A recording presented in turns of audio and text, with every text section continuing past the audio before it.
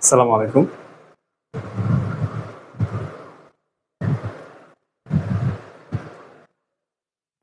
দেখো তো সবকিছু ক্লিয়ার আছে কিনা। আশা করি সবাই ভালো আছো। সবাই একটু ক্লাসে জয়েন করে ফেলো।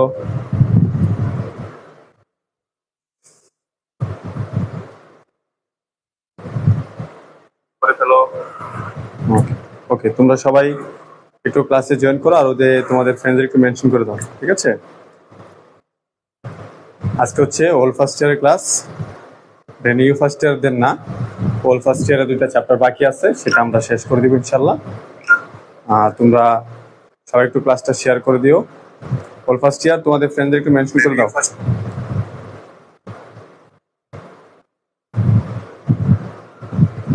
একটু ফ্রেন্ডদের একটু মেনশন করে দাও। ওল ফার্স্ট ইয়ারের 2টা চ্যাপ্টার বাকি আছে, সেটা আমরা শেষ।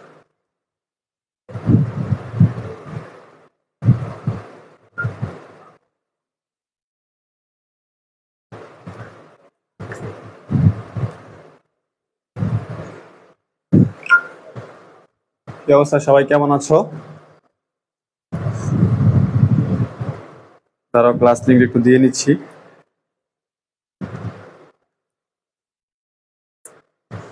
তোমরা সবাই একটু ক্লাসটা শেয়ার করে দাও এবং তোমাদের ফ্রেন্ডদের মেনশন করে দাও, হ্যাঁ?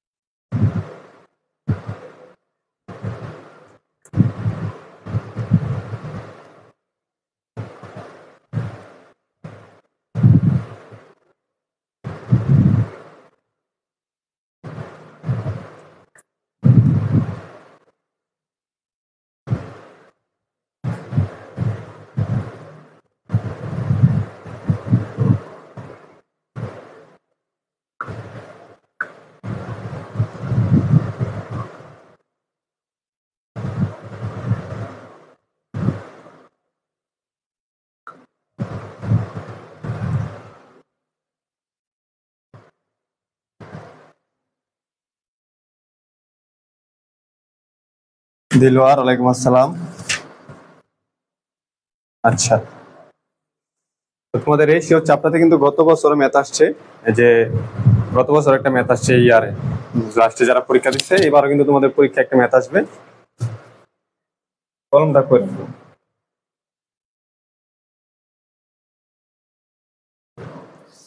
আশমিকঞ্জ, ওয়ালাইকুম আসসালাম। পলাশ বিশ্বাস, নমস্কার, আলহামদুলিল্লাহ ভালো আছি। তোমাদের সবার কি অবস্থা? হুম, আচ্ছা। সোনিয়া বুইয়া জান্নাত, ওয়ালাইকুম আসসালাম।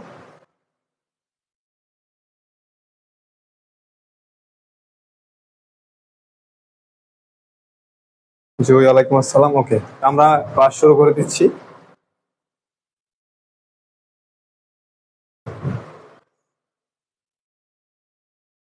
দেখো, রেশিও অ্যানালাইসিস এটা হচ্ছে শুধুমাত্র অ্যাকাউন্টিং, ফিনান্স এবং ম্যানেজমেন্ট, ঠিক আছে? তো ম্যানেজমেন্ট ডিপার্টমেন্টের বইয়ের মধ্যে এই অঙ্কগুলো নাই, মেন বইয়ের ভিতরে অঙ্কগুলো নাই। তবে তোমাদের ইয়ারে, বিভিন্ন ইয়ারে এই চ্যাপ্টার অঙ্কগুলো আসছে, আমরা গত ক্লাসে বলেছিলাম। তো যারা অ্যাকাউন্টিং এবং ফিনান্স ডিপার্টমেন্টে আছো, কমার্স পাবলিকেশনের এম এ কালাম স্যারের বইয়ে চ্যাপ্টার 10-এর 39 পেজের C10 আর হচ্ছে C12 আমরা 2টা করাবো। এর আগে একটা অঙ্ক করছিলাম। তো অ্যাকাউন্টিং এবং ফিনান্স ডিপার্টমেন্টের চ্যাপ্টার হচ্ছে 10, 10-এর 39, C10 এবং 12 আমরা 2টা অঙ্ক করবো আজকে, হ্যাঁ? সবাই একটু জয়েন করে সুন্দর করে, যেন সবাই সুন্দর করে লাইভটা দেখতে পারো। আচ্ছা, লিজা, ওয়ালাইকুম আসসালাম। নাসরিন সুলতানা, ওয়ালাইকুম আসসালাম। রেহেমোনা ইসলাম রজনী, ওয়ালাইকুম আসসালাম। ওকে, আমরা তোমাদের যে অঙ্কটা ধরে নিয়েছি, এটা দেখো, আমরা যে অঙ্কটা করবো এটা হচ্ছে 2014 সালে আসছে এবং 18 সালে সেম অঙ্ক, কোনো ডিফারেন্স নাই, 2 বছর আসছে। এবং আমরা আরেকটা অঙ্ক সলভ করবো, সেটা হচ্ছে অ্যাকাউন্টিং 2014, এটাও আসছে। এটার মধ্যে কিছুটা ডিফারেন্স আছে, মডিফাইড করে, হ্যাঁ? দেখো, তাহলে প্রথমে একটু দেখো, এখানে 2 ইয়ারের ইনফরমেশন দেওয়া আছে, একটা হচ্ছে 2015 এবং হচ্ছে 2016, ঠিক আছে? 2015 এবং 16, তো কি লেখা আছে একটু দেখো। প্রথমে কিছু সম্পদ দেওয়া আছে, তারপরে কিছু দায় দেওয়া আছে এবং মালিকানা সত্ত্ব দেওয়া আছে। তো এরপরে income statement included net sales, তো এটা হচ্ছে নিট সেলস হচ্ছে তোমার 1,00,000 টাকা, কস্ট অফ গুডস হচ্ছে 60,500 এবং নিট ইনকাম হচ্ছে কত 16,000 টাকা। Compute the following ratios for 2016। এখানে তো তারা বলে দিচ্ছে যে 2016 সালের জন্য কি করার জন্য, রেশিও করার জন্য। কত সাল, 16 সালের উপর ডিপেন্ড করে। আচ্ছা, এখন বলতেছে কারেন্ট রেশিও। তো কারেন্ট রেশিও তোমরা জানো, হ্যালো, হ্যাঁ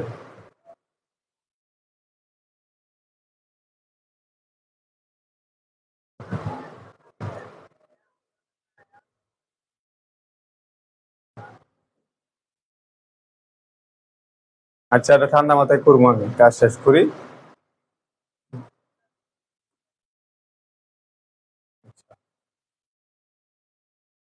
তো প্রথম হচ্ছে কারেন্ট রেশিও 1 নাম্বার।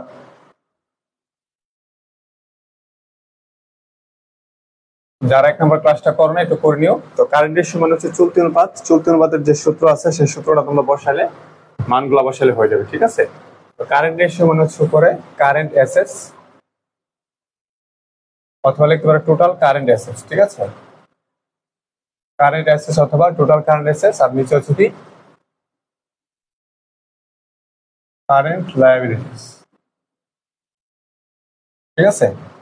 তাহলে তোমার এখানে বলো তো, তোমরা এখানে কারেন্ট অ্যাসেটস কোনগুলো আছে, 16 সালের উপর বলবো। হ্যাঁ, 16 সাল কারেন্ট অ্যাসেটস কোনগুলো আছে একটু বলো তো দেখি। তোমাদের কমেন্ট একটু দেখতেছি, সবাই একটু বলো কারেন্ট অ্যাসেটস কোনগুলো আছে।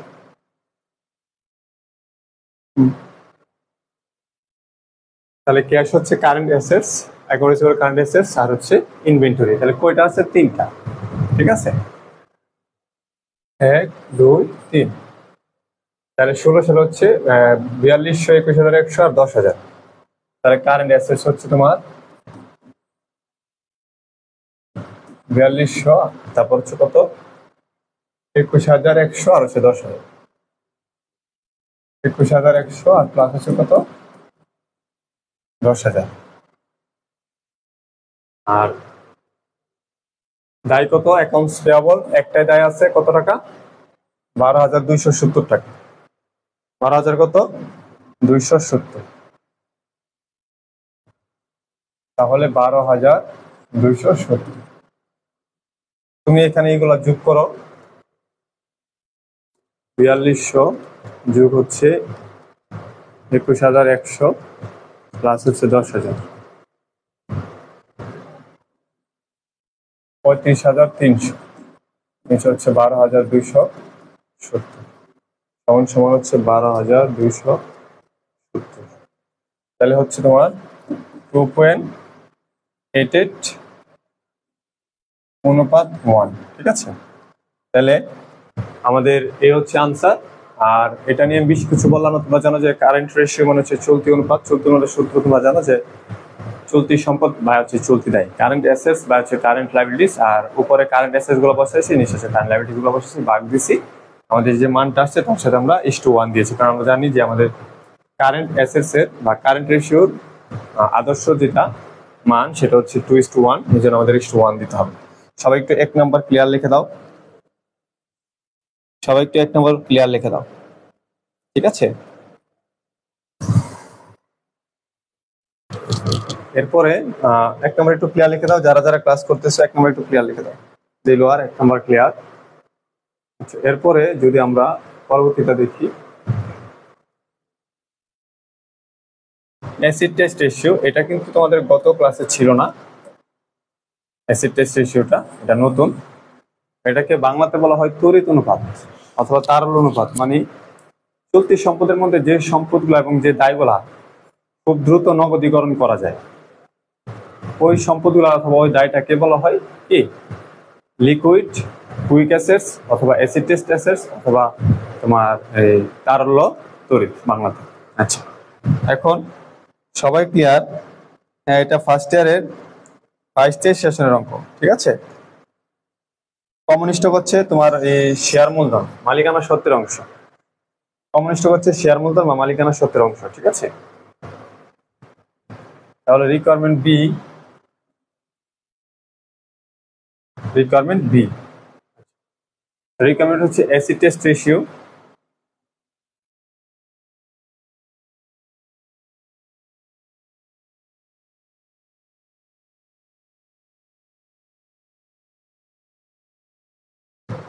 রিকমেন্ড বি হচ্ছে অ্যাসিড টেস্ট রেশিও। ঠিক আছে, অ্যাসিড টেস্ট রেশিও এই তোমাদের যে সূত্রটা সেটা হচ্ছে মানে তড়িৎ সম্পদ তড়িৎ দেয়, কুইক অ্যাসেটস বলা হয় এটাকে। কি বলা হয়? Quick assets.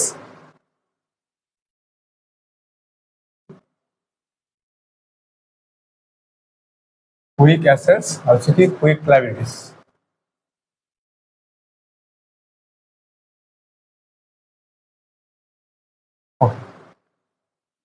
মান বসালে তোমার আনসারটা চলে আসবে। এখন কুইক অ্যাসেটস মানে কি? খুব দ্রুত যে অ্যাসেটস গুলো নগদীকরণ করা যায় সেই অ্যাসেট গুলোকে বলা হয়। তো এটা তোমাদের একটু আমি লিখে দেই যে আসলে তোমরা এটা কিভাবে বের করবা।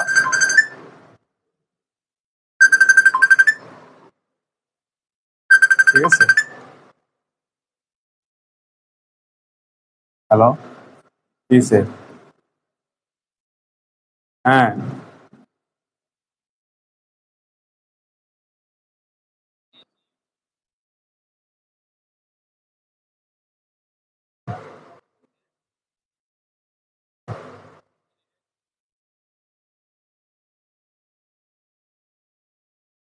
আচ্ছা ঠিক আছে।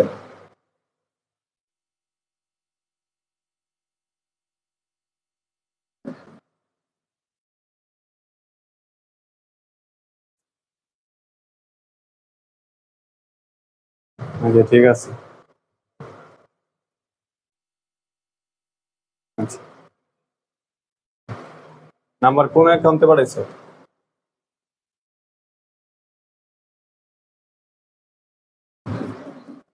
আচ্ছা ঠিক আছে।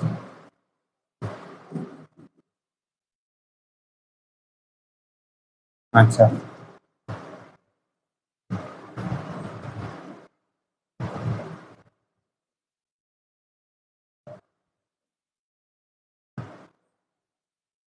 ওকে, তাহলে খেয়াল করো তোমাদের কুইক অ্যাক্সেস মানে কি? যেগুলো হচ্ছে খুব দ্রুত যে যে চলতি সম্পদ খুব দ্রুত যে সম্পদগুলো নগদীকরণ করা যায়। তাহলে এটা সূত্রটা একটু মনে রাখবা যে কারেন্ট অ্যাসেটস আছে ওইখান থেকে দুইটা সম্পদ বাদ যাবে। একটা হচ্ছে ইনভেন্টরি, এন্ডিং ইনভেন্টরি মানে সমাপনী মজুত, একটা হচ্ছে প্রিপেড এক্সপেন্স। এন্ডিং ইনভেন্টরি এবং প্রিপেড এক্সপেন্সটাকে খুব চাইলে খুব দ্রুত নগদীকরণ করা যায় না। ঠিক আছে, এগুলো চাইলে কি খুব দ্রুত নগদীকরণ করা যায় না। সেই জন্য তোমাকে এই চলতি সম্পদের মধ্যে দুইটা বাদ দিলে তোমার বাকিগুলো যা থাকবে সেটা হচ্ছে কুইক অ্যাসেটস। ঠিক আছে, তাহলে তোমার চলতি সম্পদ আমাদের কত ছিল একটু আগে আমরা করেছিলাম? চলতি সম্পদ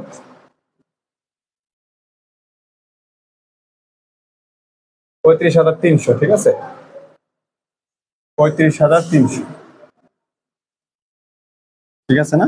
আচ্ছা, মাইনাস এন্ডিং ইনভেন্টরি এবং হচ্ছে প্রিপেড এক্সপেন্স। তো অঙ্কেতে প্রিপেড এক্সপেন্স নাই, শুধুমাত্র এন্ডিং ইনভেন্টরি আছে। এন্ডিং ইনভেন্টরি কত? 10,000। তাহলে এটা 10,000 টাকা মাইনাস করে দিবা। কত এটা আছে? 25,300। তাহলে এখানে কত? 25,300। আচ্ছা, তারপর হচ্ছে কুইক লাইবিলিটিস। শোনো, কুইক লাইবিলিটিস বলতে হচ্ছে আগে একটা সূত্র ছিল বা বলা হয়তো যে টোটাল চলতি দায় থেকে তোমার ব্যাংক জমা অতিরিক্ত বাদ দিলেই সেটাকে কুইক লাইবিলিটিস বলা হয়। ঠিক আছে, তার মানে এখন বর্তমান সিস্টেমে কুইক লাইবিলিটিস বলতে হচ্ছে যে দায়টা হয় চলতি যে দায়টা সেটাকে কুইক লাইবিলিটিস বলা হয়। কি বললাম? যে দায়টাকে চলতি দায়, যেটা চলতি দায় সেটাকে কুইক লাইবিলিটিস বলা হয়। তাহলে তোমাদের চলতি দায় কত এই অঙ্কে? চলতি দায় হচ্ছে কারেন্ট লাইবিলিটিস হচ্ছে 12,270। এটাকে তোমরা এখন কুইক লাইবিলিটিস ধরে ফেলবে। এখন কেন? কারণ লাইবিলিটিস এর ক্ষেত্রে আমরা যে কোনো সময় দায় পরিশোধ করতে পারি, সেজন্য এটা নগদীকরণ করা সম্ভব, নগদ টাকা পরিশোধ করতে পারি, সেজন্য এটাকে বলা হয় টোটাল চলতি দায়টাকেই বলা হয় কি কুইক লাইবিলিটিস। আচ্ছা, এখন 25,300 ভাগ হতেছে 12,270, কত হইলো এখানে? 2.06:1। কে কে বলছে একটু ক্লিয়ার লিখে দাও। রিকমেন্ড টুটা একটু ক্লিয়ার লিখে দাও। হ্যাঁ same, acid test quick quick ratio এগুলো সেম একই। হ্যাঁ, সত্যি অনুপাত, তড়িৎ অনুপাত, তারল অনুপাত এগুলো সব সেম।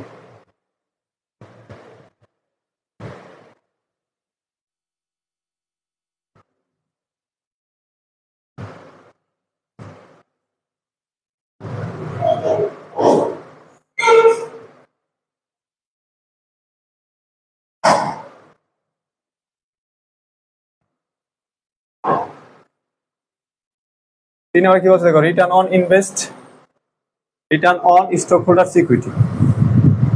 স্টক হোল্ডার ইকুইটির রিটার্ন বের করতে বলছে, মানে তোমার স্টক হোল্ডার ইকুইটির উপরে কতটুকু রিটার্ন আসছে। ঠিক আছে, তো এটা একটা সূত্র আছে, net income average stock holder equity. আমি একটু লিখে দিচ্ছি, requirement C, return on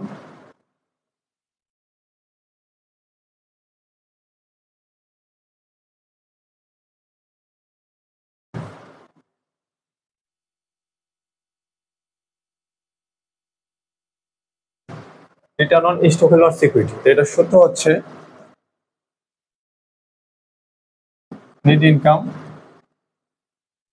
R normal হচ্ছে স্টক হোল্ডার ইকুইটি। যেহেতু দুইটা ইয়ার আছে, এই ক্ষেত্রে মনে রাখতে হবে, যেহেতু এখানে দুইটা ইয়ার, ঠিক আছে, কয়টা ইয়ার? দুইটা ইয়ার, সেই জন্য এভারেজ স্টক হোল্ডার ইকুইটি লিখতে হবে, এভারেজ স্টক হোল্ডার ইকুইটি। আমি আবার বলতেছি, যদি আমাদের একটা ইয়ার থাকতো তাহলে আমরা লিখতাম কি স্টক হোল্ডার ইকুইটি উপরে নেট ইনকাম। যেহেতু এখানে দুইটা আছে, সেজন্য আমাদের কি লিখতে হবে? এভারেজ লিখতে হবে। আশা করি বুঝতে পেরেছো। তাহলে হচ্ছে 100। তাহলে নেট ইনকাম কত আমাদের? 16 সালেরটা ধরবো আমরা,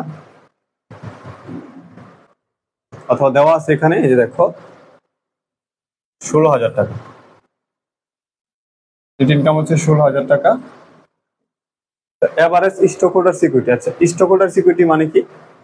এটাকে বলা হচ্ছে তোমার, স্টক হোল্ডার ইকুইটি হচ্ছে শেয়ার মালিকানা সত্ত্ব। তো শেয়ার মালিকানা সত্ত্ব কি? দেখো, শেয়ার মালিকানা সত্ত্ব মানে হচ্ছে শেয়ার সংক্রান্ত যে মূলধন এবং হচ্ছে শেয়ার মালিকদের যে পাওনা দেওয়া থাকে যে অ্যামাউন্ট গুলাতে, সে অ্যামাউন্ট গুলা। ঠিক আছে, আমি একটু বলে দিচ্ছি, এই যে স্টকের টাকা হচ্ছে শেয়ার মালিকদের মূলধন আর রিটার্ন আর্নিং। ঠিক আছে, আর এগুলো হচ্ছে শেয়ার মালিকদের ইকুইটি। তাহলে 15 সাল হইতে দুইটা, আর কত 16 সাল হচ্ছে দুইটা। তাহলে যেহেতু এখানে এভারেজ বলা আছে, এভারেজ যেহেতু বলা আছে, তাহলে প্রথমে 15 সালে এটা লিখবো 70,000, কত 30,000। তাহলে 70,000 যোগ হচ্ছে কত 30,000। এটা হচ্ছে প্রথম ইয়ারে। দুইটা ইয়ারকে একসাথে যোগ করবো, যোগ করলে 2 দিয়ে ভাগ দিব। আর দ্বিতীয় ইয়ার হচ্ছে কত 25, আর হলো 75, আর হলো 23,030। 75, 23,030 যোগ দিলে 2 দিয়ে ভাগ দিবা। ঠিক আছে, কেন এভারেজ বলার কারণে আমরা 2 বছরের স্টক হোল্ডার ইকুইটিকে কি করলাম, প্রথম বছরেরটা বাই করলাম, দ্বিতীয় বছরটা বাই করলাম, 2 দিয়ে ভাগ দিলে আমাদের এভারেজটা চলে আসবে। তো স্টক হোল্ডার ইকুইটি মানে কি? শেয়ার হোল্ডাররা, শেয়ার হোল্ডারদের যে সত্ত্ব বা যে দাবিটা বিজনেসে থাকে সেটা। ঠিক আছে, তাহলে দেখো এগুলো তো সম্পদ, এগুলোর মধ্যে শেয়ার হোল্ডারদের দায় নাই, শুধুমাত্র কমন স্টক এবং কি রিটেন আর্নিংস, মানে সংরক্ষিত আয় আর হচ্ছে সাধারণ শেয়ারের যে ব্যালেন্সটা, সেটাই হচ্ছে শেয়ার হোল্ডারদের মালিকানার সত্ত্ব। ঠিক আছে, তোমরা এগুলো ইন্টারমিডিয়েটে করে আসছো, জানো। তাহলে এখন এটা যদি তুমি ক্যালকুলেশন করো, মানটা চলে আসবে। আমি একটু, আমার একটু কাজ আছে, কল আসতেছে একটু দরকারি, অনেক সমস্যা হয়ে গেছে। আমি একটু ক্যালকুলেশন না করে লিখে দিচ্ছি। ঠিক আছে, তোমরা এটা পারবা। 16.16%। তবে একটু ক্লিয়ার লিখে দাও, রিকভারি ফ্রি। আসলে আমি 2টা অঙ্ক আজকে করাতে পারবো না, একটা অঙ্ক করাবো, প্রবলেম হয়ে গেছে, বুঝছো। একটু কল আসতেছে, প্লিজ সবাই একটু করো। ঠিক আছে, সবাই একটু ক্লিয়ার লিখে দাও। সিটা আমি আবার একটু বলতেছি, ভালো করে খেয়াল করো। Return on stock holder equity, মানে স্টক হোল্ডার ইকুইটির উপরে তোমার রিটার্ন কত সেটা। ঠিক আছে, তো সূত্র হচ্ছে তোমার stock holder equity into return. যেহেতু এখানে 2 ইয়ারে আছে, সেজন্য এভারেজ স্টক হোল্ডার ইকুইটি উপর হচ্ছে কি নেট ইনকাম। তাহলে নেট ইনকাম দেওয়া ছিল 16,000, আর এভারেজ স্টক হোল্ডার ইকুইটি মানে কি 2 ইয়ারের যে স্টোকহোল্ডার্স ইকুইটি হবে সেটা যোগ দিয়ে 2 দিয়ে ভাগ করতে হবে। তাহলে এখানে স্টোকহোল্ডার্স ইকুইটি হচ্ছে তোমার এই এই দুইটা এবং এই দুইটা, তাহলে এই দুইটাকে আমি যোগ দিয়ে 2 দিয়ে যখন ভাগ দিয়ে দিব তখন আমার একটা এভারেজ স্টোকহোল্ডার্স ইকুইটি চলে আসবে, কারণ স্টোকহোল্ডার্স ইকুইটির উপাদান হচ্ছে 2টা। ঠিক আছে, তাহলে আমি করলাম ভাগ দিলাম, আমি করলাম আনসারটা চলে আসছে। আশা করি পারবার, সমস্যা নাই।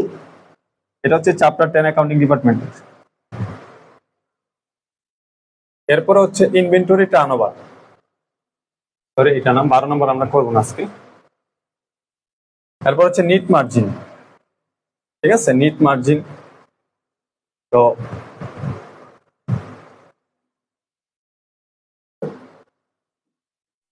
NEET margin ratio requirement D.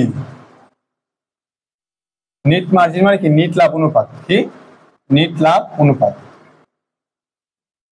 Net margin ratio মানে হচ্ছে নিট লাভ অনুপাত। এটা সূত্র হচ্ছে উপরে নিট লাভ বা নিট প্রফিট ইংলিশে যেটা বলো, নিচে হচ্ছে কি নিট সেলস, নিচে হচ্ছে কি নিট সেলস।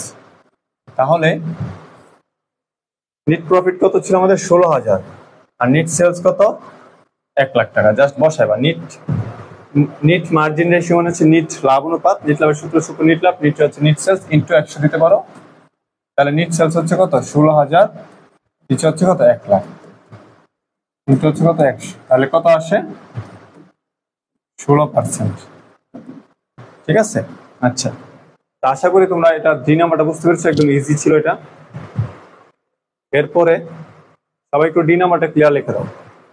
ঠিক আছে, আমার একটু প্রবলেম হয়ে গেছে, মনে হয় না আজকে 23-24 ক্লাস নিতে পারবো। 23-24 ক্লাস হয়তো আজকে বন্ধ থাকবে।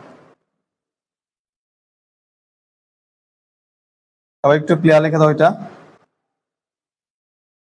হ্যাঁ, net margin ratio, net profit ratio একই কথা। ঠিক আছে, নিট মার্জিন আর নিট প্রফিট রেশিও একই কথা। তারপরে কি চাইছে দেখো,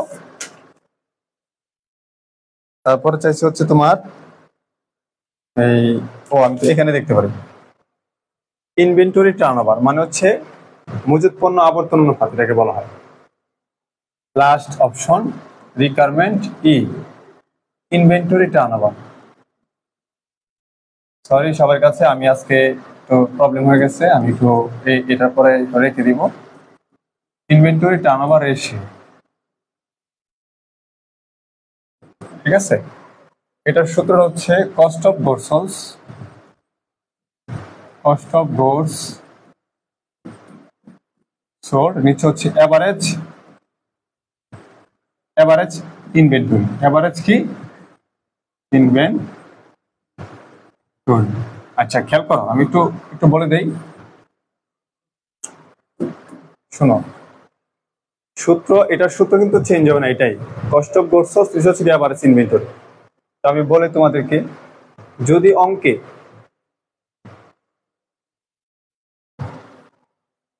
অঙ্কে 2টা ইনভেন্টরি থাকে, ওইটা 2টা, যেমন দেখো 2 সালে 2টা ইনভেন্টরি দেওয়া আছে।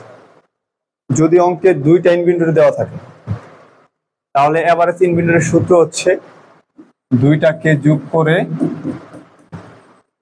কি 2 দিয়ে ভাগ দিবা। তাহলে 17,000কে ভাগ দিলে কত হয়? 17,000 ভাগ হচ্ছে 2, 8,500। আমি কি বলতেছি? এভারেজ ইনভেন্টরির সূত্র হচ্ছে 2টা ইনভেন্টরিকে যোগ দিয়ে 2 দিয়ে ভাগ দিবা। আর যদি একটা ইনভেন্টরি থাকে তাহলে ওইটাই এভারেজ ইনভেন্টরি। মনে করো অঙ্কে শুধু একটা ইনভেন্টরি ছিল, শুধু এটা ছিল, এটা ধরো নাই, তাহলে 10,000 টাকা হচ্ছে এভারেজ ইনভেন্টরি। আর যদি 2টা ইনভেন্টরি থাকে তাহলে 2টাকে যোগ করে 2 দিয়ে ভাগ দিবা। তাহলে কত হলো? 2টা যোগ দিলে 17,000, 2 দিয়ে ভাগ দিলে 8,500 হয়। তাহলে এখানে কত? 8,500। এবং কস্ট অফ গুডস সোল্ড অঙ্কে দেখো দেওয়া আছে, এই যে 60,500। কস্ট অফ গুডস সোল্ড কত? 60,500।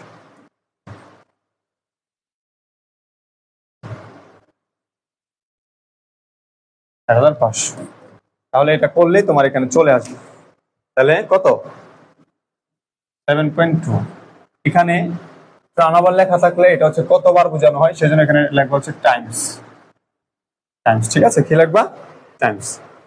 তো দুঃখিত, আমি তোমাদেরকে আরেকটা অঙ্ক করাইতাম, কিন্তু আমি দেখো এমন একটা প্রবলেম হয়ে গেছে, আমি পরবর্তী ক্লাসটা নিতে পারবো না, বলার মতো না। তোমরা অবশ্যই জানতে পারবা আজকে কালকের মধ্যে আমি আমার সমস্যাটা, হ্যাঁ।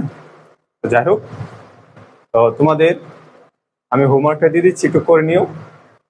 আমি 12 নম্বরটা করতাম। দেখো তোমাদের হোমওয়ার্কটা হচ্ছে C8 থেকে C16 পর্যন্ত করবা, ঠিক আছে? C8 থেকে কত করবা? C16 পর্যন্ত করে ফেলবা। এখানে যতগুলো ম্যাথ আছে সবগুলো করবা, আর 12 নম্বরটা করবা। এরপর যদি কোনো সমস্যা থাকে আমি তোমাদের প্রবলেম নিয়ে আমি একটা ক্লাস দিয়ে দিব, না সমস্যা নাই, প্রবলেম সলভ। আরেকটা বিষয় হচ্ছে এই চ্যাপ্টারে কিন্তু তোমরা আরো একটা ক্লাস পাবে, কারণ এই চ্যাপ্টারে আরেকটা অন্য একটা সিস্টেমের ম্যাথ আছে, ওটা আমি করে দিব, ঠিক আছে? সবাই একটু অল ক্লিয়ার লিখে দাও, সবাই একটু অল ক্লিয়ার লিখে দাও প্লিজ।